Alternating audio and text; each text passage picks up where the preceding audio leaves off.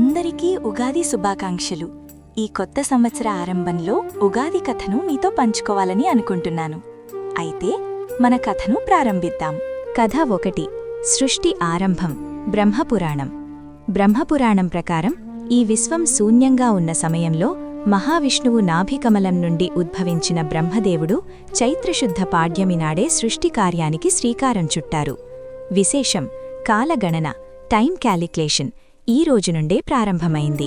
సూర్యుడు, చంద్రుడు, నక్షత్రాలు మరియు గ్రహాల గమనాన్ని బ్రహ్మ ఈ రోజే నిర్ణయించారు. అందుకే దీనిని యుగాది, యుగము ప్లస్ ఆది, యుగాది అంటారు.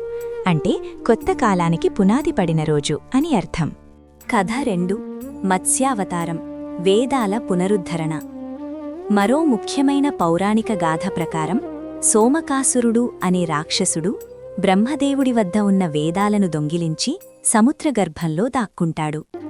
లోకంలో ధర్మం నశించకుండా ఉండటానికి శ్రీ మహావిష్ణువు మత్స్యావతారాన్ని చేపరూపం ధరించి ఆ రాక్షసుడిని సంహరిస్తారు. విశేషం, మహావిష్ణువు వేదాలను తిరిగి తెచ్చి బ్రహ్మకు అప్పగించిన శుభఘడియలు చైత్రశుద్ధ పాడ్యమి నాడే సంభవించాయి. అందుకే ఇది జ్ఞానోదయానికి, ధర్మరక్షణకు ప్రతీక. కథ 3. శ్రీరామ పట్టాభిషేకం మరియు విజయ చిహ్నం. రామాయణ కాలంలో రావణ సంహారం ముగించుకుని శ్రీరాముడు సీతా సమేతంగా అయోధ్యకు తిరిగి వచ్చినప్పుడు ప్రజలందరూ అత్యంత వైభవంగా ఆయనకు పట్టాభిషేకం చేసిన రోజు ఇదే. విశేషం, అధర్మంపై ధర్మం సాధించిన విజయానికి గుర్తుగా అయోధ్యవాసులు ఇళ్లపై తోరణాలు కట్టి పండుగ చేసుకున్నారు. అందుకే ఉగాది రోజున ఇంటి గుమ్మానికి మామిడి ఆకులు కట్టడం ఒక ఆచారంగా మారింది. ఉగాది ఆచారాలు. లోతైన అంతరార్థం. ఉగాది రోజున మనం చేసే పనుల వెనుక కేవలం భక్తి మాత్రమే కాదు, గొప్ప జీవన సత్యాలు కూడా ఉన్నాయి. 1. ఉగాది పచ్చడి, షడ్రుచుల సమ్మేళనం.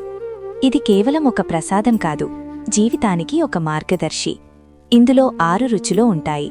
తీపి, బెల్లం, జీవితంలో వచ్చే సంతోషాలు.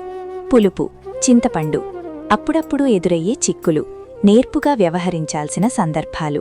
చేదు, వేప పువ్వు, జీవితంలోని బాధలు, కష్టాలు. ఉప్పు, జీవితానికి అవసరమైన ఉత్సాహం, రుచి. వగరు, మామిడి పిందె, కొత్త సవాళ్లు, కొత్త అనుభవాలు. కారం, మిరియాలు, మిరప, మనకు కలిగే కోపం లేదా ఆవేశం. అంతరార్థం, ఈ 6 రుచులను ఎలాగైతే కలిపి తింటామో జీవితంలో వచ్చే సుఖదుఖాలను, జయాపజయాలను కూడా సమానంగా స్వీకరించాలని స్థితప్రజ్ఞత ఇది మనకు గుర్తుచేస్తుంది. 2. పంచాంగ శ్రవణం. కొత్త ఏడాదిలో వర్షాలు ఎలా ఉంటాయి, పంటలు ఎలా పండుతాయి, మన రాశిఫలాలు ఏమిటి అని తెలుసుకోవడం దీని ఉద్దేశ్యం. అంతరార్థం, ముందు జాగ్రత్త అంటే ప్లానింగ్. రాబోయే కాలంలోని ఒడిదుడుకులను ముందే తెలుసుకొని మానసికంగా సిద్ధపడటం దీని వెనక ఉన్న సామాజిక ఉద్దేశ్యం. 3. తైల అభ్యంగన స్నానం. ఉగాది నాడు తెల్లవారుజామునే ఒంటికి నువ్వుల నూనె రాసుకుని స్నానం చేస్తారు. అంతరార్థం, చలికాలం ముగిసి ఎండలు మొదలయ్యే వసంతకాలంలో చర్మం పొడిబారకుండా ఉండటానికి మరియు శరీరంలోని వేడిని తగ్గించటానికి ఇది ఒక ఆరోగ్య సూత్రం. 4. మామిడి ఆకుల తోరణాలు.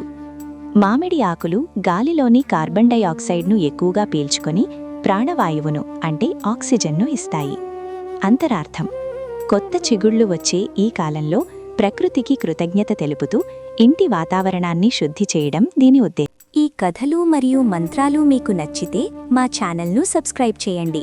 మరిన్ని కథలు మరియు మంత్రాలు త్వరలో మీకోసం రాబోతున్నాయి.